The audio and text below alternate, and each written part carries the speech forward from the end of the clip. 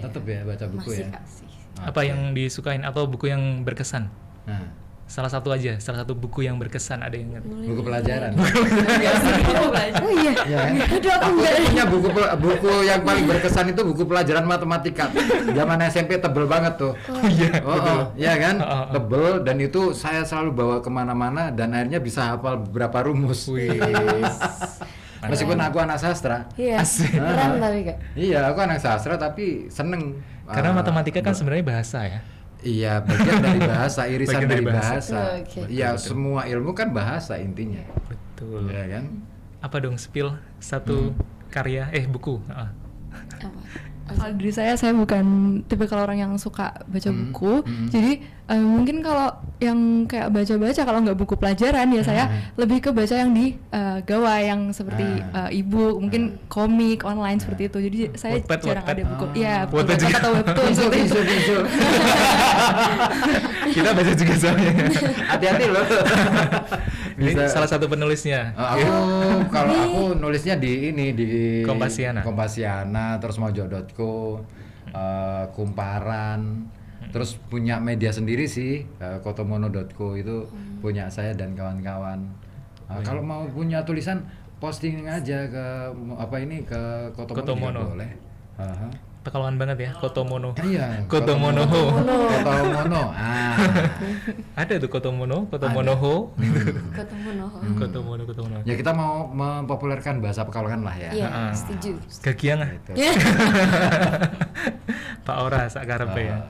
Itu masih ya. Masih. Masih baca buku, masih ya seneng lah. Kalau saya itu paling seneng ketika melihat anak-anak muda kumpul-kumpul itu diskusi tentang buku, itu aku seneng banget tuh.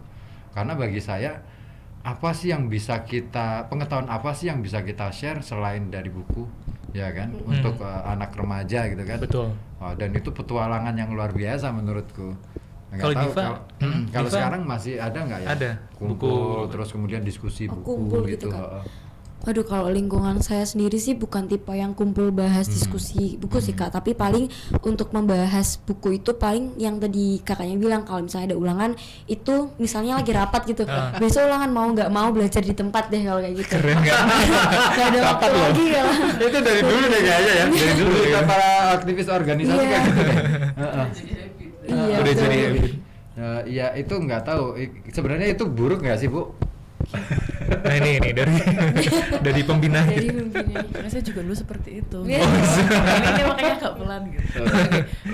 Jadi masalah buruk atau enggak, justru malah itu sebagai budaya yang bagus ya, karena mereka juga tetap bisa bersosialisasi dengan lingkungannya, main sama temennya kan. Di samping mereka mengejar target-targetnya kan, mereka juga butuh ibarat kalau anak sekarang tuh bilangnya tetap butuh main gitu kan. Kalau anak yang lain mungkin mainnya ngapain gitu, tapi yang kita salut adalah di tempat kita sudah berbudaya seperti itu dari dulu gitu. Jadi kemanapun pergi, nongkrong, ngopi dan lain sebagainya, buku itu tetap dibawa gitu loh. Atau mungkin bawa kalau sekarang kan lewat HP kan juga gampang gitu kan. Jadi mereka nggak meninggalkan itu gitu. Jadi kadang kita bahkan di lesehan gitu kan. Kadang kalau yang versi light gitu, yang terbatas gitu kan, di lesehan itu tetap mereka bawanya buku gitu. Jadi memang sudah bukan hal yang aneh gitu loh. Gitu sih. Asik juga tuh. Karena saya punya cerita, salah seorang kawan saya itu kan beberapa waktu lalu kan dapat beasiswa S3 di Belanda. Keren. Iya, dia cerita bahwa di Belanda itu dia hidup itu asik banget. Jadi di halte ini, misalkan di halte itu ada disediakan box untuk buku. Oh Nah, iya. itu. Mini Terus, library gitu ya. Terus siapapun bisa akses, boleh, dan siapapun boleh meletakkan buku, terserah dia. Jadi hampir di penduduk di kota itu, di Belanda itu, mereka itu nggak punya koleksi buku di rumah, tapi koleksinya dititipin di perpustakaan mini itu. Keren. Gila, banget. keren tuh. Jadi mereka nggak khawatir bukunya bakal hilang gitu loh. Kalau kita kan agak mikir juga ya. Larang sih. Larang ya. Karena harganya masih nggak susah juga terjangkau. Mendingan beli nasi bungkus ya kan. Nah itu dia. Ya itu. Nah ngomongin soal buku ini keren banget nih, obrolan kita jadi seru. Menurut kalian sebenarnya apa sih yang membuat orang itu bukan males baca ya, males lihat buku dulu deh, atau misalkan mampir ke toko buku. Nah, menurut kalian nih, apa tuh? Coba dulu nih. Oke, kalau dari saya Kak, kalau saya pribadi Kak bukan tipe yang suka baca buku karena mungkin kakaknya tertujunya ke saya juga nih bisa jadi karena saya juga agak malas nih Kak baca buku. Pasti dong. Udah kelihatan sih. Aduh. Nyamarnya kebongkar. Kita kulitin di sini. Gimana? Gimana? Kalau dari saya kenapa ada sifat malas karena tergantung buku yang saya baca Kak. Karena saya kurang suka buku-buku novel atau buku-buku yang beneran ini akademis banget, beneran yang kayak biologi gimana tuh saya waduh nggak bisa karena saya tuh udah kebanyakan mikir nih udah kayak orang tua tapi baca lagi kayaknya mikir lagi jadi kayak kurang enjoy aja gitu Kak. Tapi paling saya dan beberapa teman saya juga suka buku yang kayak self improvement, jadi kayak misal Alpha Woman atau Alpha Girl punyanya Henry Manampiring itu jadi sistemnya kayak emang gimana sih perempuan zaman sekarang, terus gimana sih cara kita memandang orang lain kayak gitu-gitu tuh saya lumayan suka tuh dibanding beberapa kayak novel-novel yang panjang banget gitu kurang sih. Mungkin beberapa jawaban saya ini bisa menggambarkan situasi para remaja gitu ya Kak. Gitu. Iya sih, iya betul. Iya sih, ya Karena itu hal yang mungkin lebih applicable gitu ya. Iya. Langsung gitu kan dari kayak Henry Manampiring tuh dia banyak mengungkap filsafat juga. Iya. Tapi enak banget gitu kan Iya, bahasanya dan bahasanya kayaknya santai juga. santai Nah, itu dan bisa dia. kita terapkan langsung. Itu tugasnya para akademisi itu yang di kampus-kampus supaya bikin buku itu yang ya mungkin topiknya berat tapi dibikin ringan gitu loh. Makanya skripsi udah nggak wajib banget. Aku sepakat. Sepakat. Aku sepakat, aku dukung. Makanya aku beberapa kali tulisanku di Kompasiana jadi HL itu kan, aku nulis soal itu. Wih. Ya karena di balik itu, wah ini temanya jadi berubah nih. Gak apa-apa ya. Pokoknya kita kalian sana punya kemari ya. gambaran aja ya. Supaya kalian punya gambaran aja bahwa ketika nanti ke kuliah itu memang tantangannya berat ya. Salah satunya kan bikin skripsi itu. Tapi di sisi lain memang ya kita harus buka mata deh bahwa aku speak up tuh di Kompasiana bahwa ya kita nggak boleh menutup mata bahwa ada bisnis di balik skripsi. Oh ya. Ya joki. Oh iya betul. Banyak sih banyak. Banyak Di depan sini ada. temanku aja jadi joki dan dia ngaku ke saya. Bud, kemarin aku bikinin skripsi mahasiswamu loh. Beneran? Iya. Terus dia ngaku gini. Pantesan saya lihat bahwa ini bukan tulisannya si mahasiswa ini. Sebenarnya kelihatan ya sebenarnya. Kelihatan banget lah kalau aku sudah terbiasa baca itu kelihatan banget.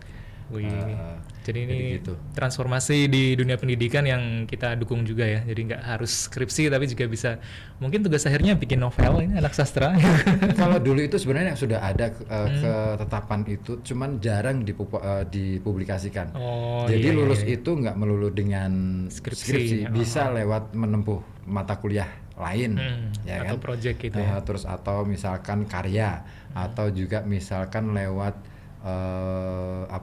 yang lainnya lagi, Film kayak Bayu Skak gitu ya. Ya itu karya kan. Karya. Atau misalkan proyek penelitian di sebuah desa, jadi disatukan programnya dengan KKN.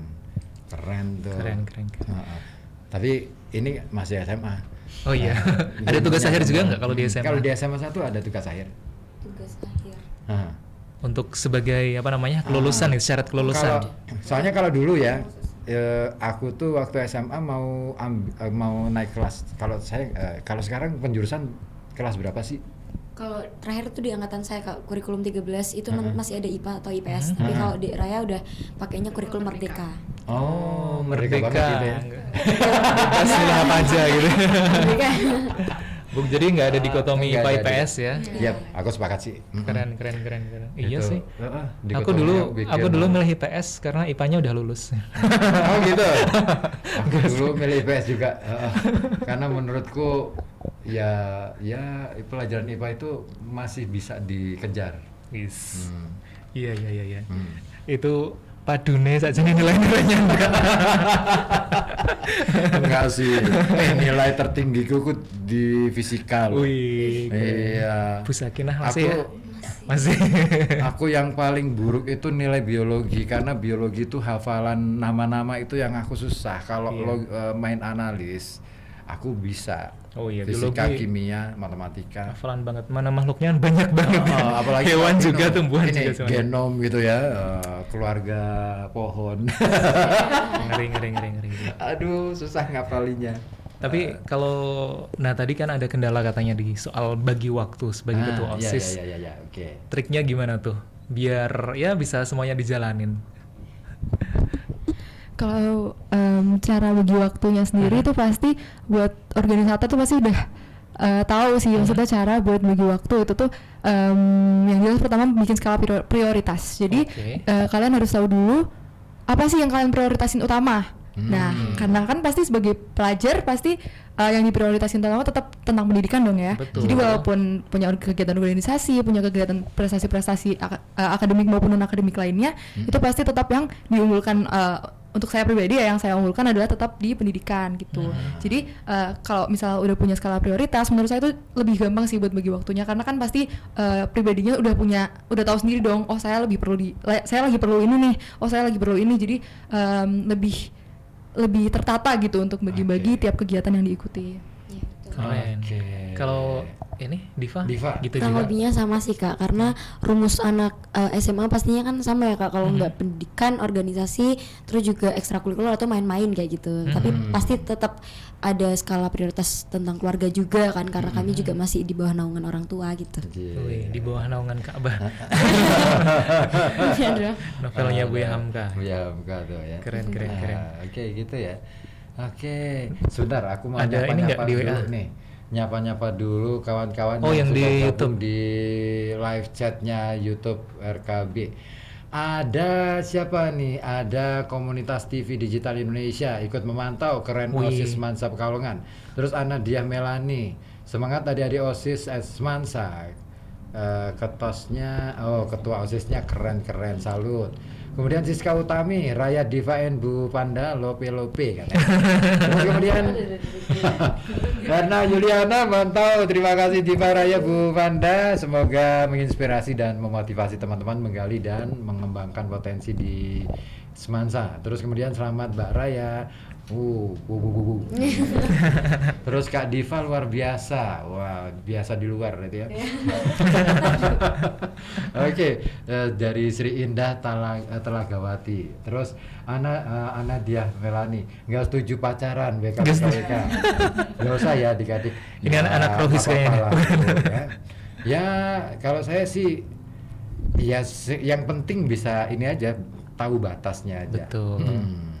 Terus kemudian Purwanto Anwar, selamat Dik Raya, semangat dan sukses untuk Dik Raya dan Semansa Pekalongan. Oke. Terus ada Syahwa Akila, Raya Jaya Jaya gitu. Raya Jaya gitu. Oke, WA ada nggak WA? Banyak sekali yang sudah bergabung. Ada Akilani Amfaza di Tembalang, Semarang. Oh, iya. Ini mungkin ini nih alumni nih. Alumni, apa kabar? Ya. Oke. Selamat malam RKB, izin bergabung saja. Saya Akila Niam Faza dari Tembalang. Kebetulan Askarlo 2023. Kok masih baru? Titip salam buat adik-adik OSIS Semansa dan Ibu Nuvanda. Semoga sehat selalu dan sukses terus. Semansa top of the best. Yes, Viva Semansa. Viva Semansa. Oke, suwun kembali. Pak Ipung di Bendan. Dari Pak Ipung di Bendan, salam selamat malam Mas Ribut, Mas Santo bersama adik-adik kita dari Semansa SMA 1 Jalan Kartini. Selamat datang di Radio Kota Batik untuk adik-adik dari Semansa. Selamat dan apresiasi untuk SMA Negeri 1 yang selalu mengukir prestasi emasnya. Ingat, SMA Negeri 1 Pekalongan, ingat masa-masa SMA yang penuh kenangan manis. Oh, ini Pak Ipung ini ternyata Askarlo juga. Kebetulan beliau ini alumni SMA 1 angkatan 83. Wah. Belum lahir. Respect Bapak ya, kita Askarlo 83. Oke.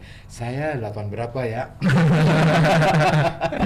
Mau tanya, untuk ketua OSIS-nya ada berapa pengurus OSIS-nya dan apa aja program kerjanya? Oke. Wah, ini nih. Langsung kita tanggapin aja kali ya. Oke, langsung ke Raya deh. Raya,